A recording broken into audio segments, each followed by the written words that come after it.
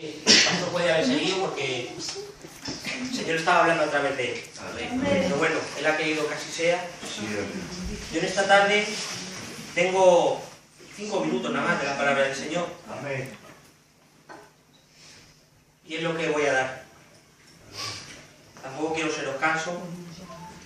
La palabra se encuentra en Lucas, capítulo 19, versículo 1. Amén.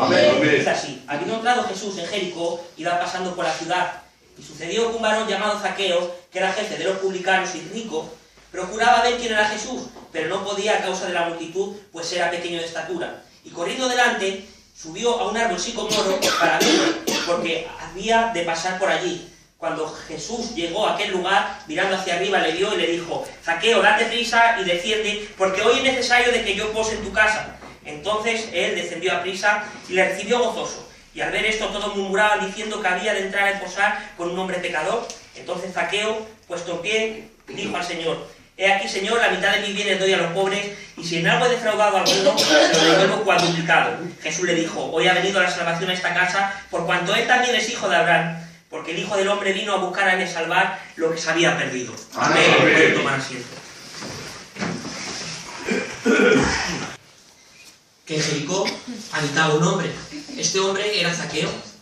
Zaqueo era jefe de los publicanos. Los publicanos eran los recaudadores de impuestos.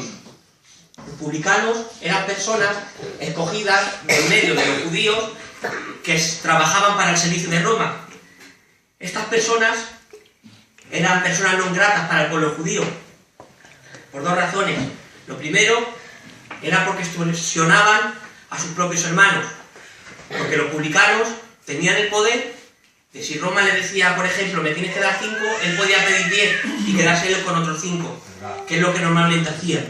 Entonces, por esa razón eran odiadas. Primeramente porque extorsionaban a sus propios hermanos, robaban a sus propios hermanos lo que tenían.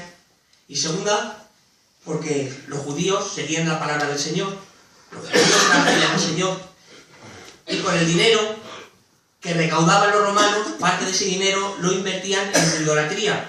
O sea, lo invertían en dioses romanos. Y por eso también eran odiados.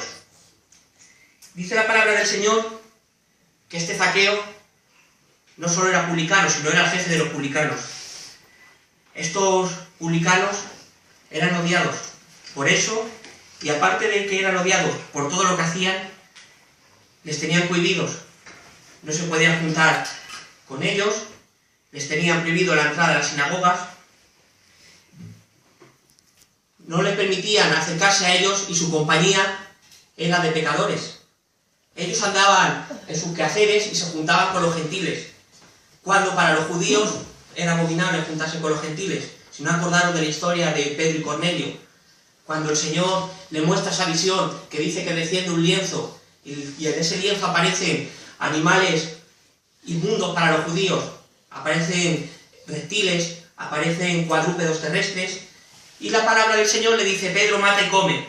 Y Pedro dice que no puede matar y comer, que jamás ha entrado algo inmundo en su boca. Y le dice el Señor: no llames inmundo a lo que yo he santificado. Pedro en ese momento no lo entendió, pero luego más adelante, cuando el Señor le coge y le lleva a la casa de Cornelio para predicar, entiende de que él no puede llamar inmundo lo que el Señor ha santificado. Entonces quiere decir que en esa época tenían una ley, o tenían unos estatutos, que era abominable para ellos juntarse con gentiles. Y este Zaqueo se tenía que juntar con gentiles.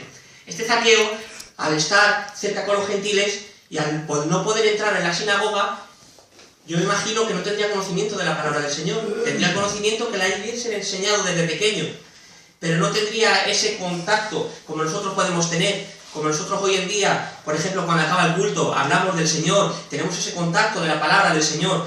Este Zaqueo estaba cohibido de todas esas cosas. Pero este Zaqueo tenía algo bueno en su corazón, porque el Señor todo lo escudriña y todo lo ve. Amén. Dice que el Espíritu Santo escudriña el corazón de Dios. Así que el Espíritu Santo sabía la intención que tenía Zaqueo. Y el Señor llegó a la vida de Zaqueo. Este Zaqueo no se podía haber alimentado de la palabra del Señor, pero el Señor llegó a su vida. Dice la palabra del Señor en Daniel, que Daniel era un erudito. Daniel tenía conocimiento. Dice la palabra del Señor que cuando Nabucodonosor fue y tomó Jerusalén, en la deportación, este tenía una costumbre.